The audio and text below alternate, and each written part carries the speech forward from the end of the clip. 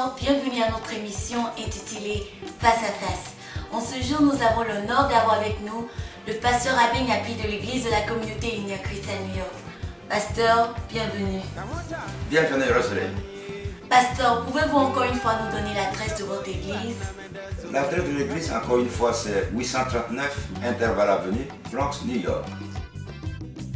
Pasteur, quel sera le terme de notre interview en ce jour? Le thème de ce jour, c'est naître de nouveau. Né de nouveau, être né de nouveau. Qu'est-ce que cela veut dire? Qu'est-ce que naître de nouveau? Naître de nouveau, c'est-à-dire être régénéré. Une personne est née de nouveau, c'est-à-dire elle est régénérée. Régénérée, c'est-à-dire c'est un peu comme un arbre fruitier, par exemple le cacaoyer, le café, et qui a des branches parasites. Et pour cela, ne peut pas porter beaucoup de fruits. Alors le planteur, qu'est-ce qu'il fait? Il coupe ces branches parasites et il y a des bourgeons qui poussent, qui donnent de nouvelles branches. Et ce arbre porte beaucoup plus de fruits. Et c'est la même chose. Donc, être né de nouveau, c'est-à-dire couper, rompre vraiment les mauvaises habitudes pour marcher à nouveauté de vie. Être né de nouveau, c'est-à-dire que changer la manière de penser. C'est pourquoi le pasteur Paul pouvait dire dans Romains chapitre 8, verset 12, « Soyez transformés par le renouvellement de l'intelligence ». Ça, c'est très important. Un chrétien doit vraiment changer la manière de penser. Et c'est cela, être né de nouveau. Comment pouvons-nous savoir que quelqu'un, une personne, est née de nouveau? Nous pouvons savoir qu'un chrétien est né de nouveau à travers des signes. Pouvez-vous nous donner les signes ou quelques signes? Il y a plusieurs signes. Voilà. Donc, voilà, ces signes-là, nous pouvons voir là, le premier signe, c'est-à-dire que le chrétien, il a l'assurance de son salut. Le pasteur Paul pouvait dire dans Romains chapitre 8, verset 16, que l'Esprit de Dieu rend témoignage à notre esprit que nous sommes enfants de Dieu. Ça, c'est très important. Par exemple, si je vais quelque part et il y a certaines tentations, c'est-à-dire que vraiment, il y a des amis qui sont avec des filles et tout ça. Et puis, bon, on me dit, bon, mon frère, en tout cas, il y a aussi une soeur qui est là. En tout cas, l'Esprit de Dieu me rend témoignage que vraiment, je ne peux aller que vraiment avec une seule femme, parce que je suis vraiment né de nouveau. C'est-à-dire que mon corps est le temple de Dieu et je ne dois pas empoisonner mon corps. Ça, c'est ce que ça veut dire. Donc, j'ai l'assurance de mon salut. Et c'est cela. Quelque part, si je vais dans des endroits vraiment où les gens posent des actes qui ne glorifient pas le Seigneur, j'ai cette force-là de dire non, là où il faut dire non. C'est cela. Également, quelqu'un qui est né de nouveau, un chrétien qui est né de nouveau, c'est-à-dire qu'il a un esprit de prière. La Bible dit dans Éphésiens chapitre 2, verset 1 que nous étions morts dans nos péchés. C'est-à-dire que quelqu'un qui est mort ne respire plus. Mais c'est-à-dire qu'un chrétien, sa respiration, c'est la prière. Prier, c'est communiquer avec son Créateur. Donc, une fois, si tu te dis chrétien et tu ne pries pas, c'est que tu es mort. Donc, un chrétien qui est né de nouveau, il a un esprit de prière. Également, un chrétien né de nouveau, en tout cas, il a soif de la parole. Il a soif de la parole. Le Seigneur Jésus lui-même, il le dit dans Jean chapitre 6, verset 48, il dit « Je suis le pain de vie. Alors, celui qui mange ma chair et boit mon sang aura la vie éternelle. » Donc, un chrétien qui est né de nouveau, il a la soif de la parole. Il médite toujours la parole de Dieu. Parce qu'il a dit quelque part que les armes avec lesquelles nous combattons ne sont pas charnelles, mais elles sont puissantes par la vertu de Dieu pour renverser des forteresses. Donc, quelles sont ces armes-là? C'est la parole de Dieu. Donc, il faut toujours méditer la parole de Dieu. Également, un chrétien qui est né de nouveau, c'est-à-dire qu'il fait face beaucoup plus à l'adversité. C'est-à-dire que la parole de Dieu nous dit que quiconque veut vivre pieusement en Christ sera persécuté. Ça, c'est très important. Nous, les chrétiens, nous devons vraiment retenir ça par cœur.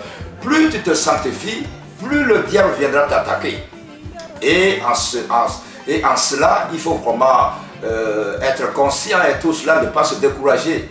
C'est en cela que le chrétien peut jauger sa foi. Plus tu te sanctifies, plus le diable vraiment, il viendra t'attaquer. Et c'est cela. Également, l'autre signe, c'est-à-dire que le chrétien qui est né de nouveau, il sort beaucoup plus victorieux. Il sort victorieux vraiment des tentations.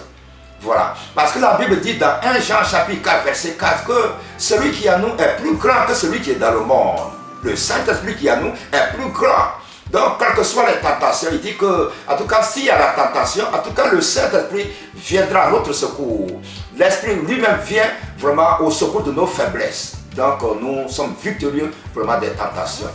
Et également, un chrétien qui est né de nouveau, en tout cas, montrer vraiment sa foi à travers les actes qu'il pose. C'est ce que ça veut dire.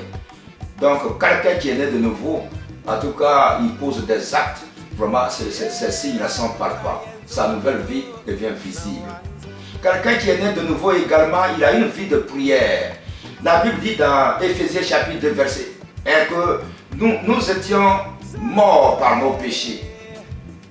Nous étions vraiment pécheurs. Donc, quelqu'un qui est mort, il ne respire plus.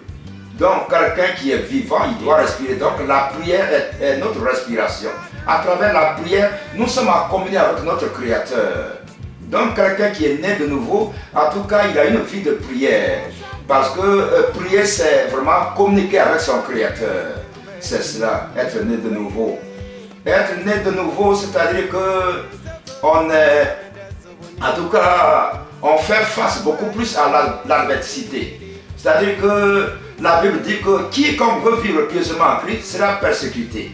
Donc, plus tu es en communion avec ton Créateur, parce que être né de nouveau, c'est-à-dire que vivre dans la sanctification. Donc, plus tu vis dans la sanctification, plus le diable, en tout cas, tu es attaqué.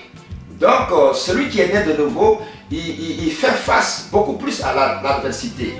Ça, c'est encore un signe. Mais l'autre signe également, c'est que celui qui est né de nouveau, il sort beaucoup plus victorieux. Il sort victorieux vraiment des tentations. Parce que la Bible dit que dans 1 Jean chapitre 4, verset 4, celui qui est en nous est plus grand que celui qui est dans le monde. Donc, plus nous faisons face vraiment aux attaques, plus vraiment le Saint-Esprit nous donne vraiment la victoire sur ces tentations-là. Ça, c'est très important. Quelqu'un chrétien est né de nouveau, c'est-à-dire que il dit la vérité, c'est cela, il dit la vérité. Il n'a pas une double personnalité. Il n'est pas comme sur le même qu'on appelle des païens qui vraiment dit une chose et puis bon, il ne peut pas vraiment mettre en pratique tout cela. Donc, un chrétien qui est né de nouveau, il est loyal. Il est loyal. Comme on le dit le plus souvent, il ne roule pas les gens dans la farine. Vous voyez? Alors, il est loyal. Par exemple, tu n'as rien, tu demandes un peu quelque chose à quelqu'un, je vais te donner ça à tel jour, et puis bon, il y a des choses qui se passent. Tes prévisions ne sont pas tombées justes. Donc, en tant que chrétien, tu vas vers la personne, dis que mon frère, ma soeur, c'est-à-dire que j'avais prévisionné certaines choses, mais ce n'est pas tombé juste. J'avais promis, mais en tout cas, je vais revenir tel jour. Mais il n'est pas question de se cacher et jouer à cache-cache. Donc, quelqu'un qui est né de nouveau, il est loyal et il tient ses promesses. Une fois que tu as fait le vœu, en tout cas, tu dois tenir ce vœu. Un chrétien qui est né de nouveau, également, il parle peu. C'est-à-dire qu'il contrôle sa langue. Il contrôle sa langue. Parce que dans plusieurs paroles qui sortent de notre bouche, se glissent vraiment des péchés. Et c'est cela. Donc, quelqu'un qui est né de nouveau, en tout cas, il contrôle sa langue. Également, quelqu'un qui est né de nouveau, en tout cas, il a la maîtrise de soi. Il a le calme, la patience. C'est cela. Il ne se met pas en colère facilement. Il a la maîtrise de soi. Et tout cela, ça, c'est très important. C'est à travers ces signes qu'on voit qu'un chrétien est né de nouveau, il est mature. Quelle que soit la tentation, quelle que soit vraiment la parole qui vient tu sens vraiment que ce qu'on t'a dit, ce n'est pas très bien, mais en tout cas, tu gardes le calme. Tu gardes le calme et tu réponds avec douceur. Donc, quand la parole de Dieu nous dit que d'ajouter à notre foi certaines vertus, c'est-à-dire le calme, la tempérance, la maîtrise de soi, la douceur, ça c'est très important. C'est à travers toutes ces vertus-là qu'on voit que quelqu'un est mature, il est né de nouveau. Quelqu'un qui est né de nouveau fait la paix. Là où vraiment les autres font des querelles, des divisions, il y a l'esprit de division, de querelle, tout ça, quand lui il arrive, il fait la paix. Il n'est pas à la base de querelles de division. Voilà. Un homme né de nouveau également, il est patient. Il est patient. Et tout cela. Et surtout, il fait les choses par priorité. Il n'est pas désordonné. Parce que notre Dieu est un Dieu d'ordre. La Bible dit dans Ecclésiaste qu'il y a un temps pour tout. Il y a un temps pour chaque chose. Donc il n'est pas désordonné. En tout cas, il fait les choses par priorité. Et c'est cela. Ça, c'est très important. Bon, voici un peu, il y a beaucoup de choses, mais voici un peu ce que je peux dire. Pasteur, est-ce que quand quelqu'un accepte Christ, est-il automatiquement né de nouveau ou doit-il prendre la décision de naître de nouveau? Non, dès que, non, je peux dire non. Quelqu'un qui accepte le Seigneur n'est pas automatiquement né de nouveau. Il doit passer par les épreuves. Je voudrais vraiment accompagner cela par un verset. Voilà, dans Jacques chapitre 1, verset 2. Où la Bible nous dit que mes frères, regardez comme un sujet de joie complète les diverses épreuves auxquelles vous pouvez être exposés, sachant que l'épreuve de votre foi produit la patience. Mais il faut que la patience accomplisse parfaitement son œuvre afin que vous soyez parfaits et accomplis sans faillir à rien. Donc une fois qu'on a accepté le Seigneur, on passe par des épreuves. C'est un peu comme de l'or qui est extrait du sous-sol et il y a la boue qui est là. Ça doit passer par vraiment le feu dans une certaine chaleur pour que de l'autre côté, l'or vraiment qu'il brille et sort. C'est comme cela. Donc le Seigneur, il nous façonne et à travers les épreuves et ça nous fait du bien. Pasteur, vraiment merci, nous avons appris beaucoup. Quel dernier message avez-vous à donner à tous nos téléspectateurs qui nous suivent ce jour? Voilà, merci beaucoup, c'est très important. Mon dernier mot est que, en tout cas, en tant que chrétien, nous devons vraiment, le Seigneur dit dans sa parole, dit d'aspirer aux dons les meilleurs. Donc nous devons vraiment aspirer au baptême du Saint-Esprit, nous devons vraiment aspirer aux dons et tout cela, ajouter à notre foi certaines vertus, la maîtrise de soi, le calme, la tempérance et tout ça. Ça c'est très important. Très important, la Bible dit dans Matthieu chapitre 7 qu'on les reconnaîtra par leurs fruits. Quand la Bible dit, le Seigneur Jésus lui-même dit que nous sommes le sel du monde, la lumière du monde, nous devons vraiment mettre cela en pratique. C'est-à-dire qu'on est chrétien, pas par notre propre déclaration, mais on est chrétien par notre façon de faire. C'est cela. Pasteur, vraiment merci, que Dieu vous bénisse. Merci. Et Allez, Amen. Chers téléspectateurs, merci d'avoir suivi notre émission. Nous espérons vous voir la semaine prochaine pour une autre émission. Que Dieu vous bénisse et à la prochaine.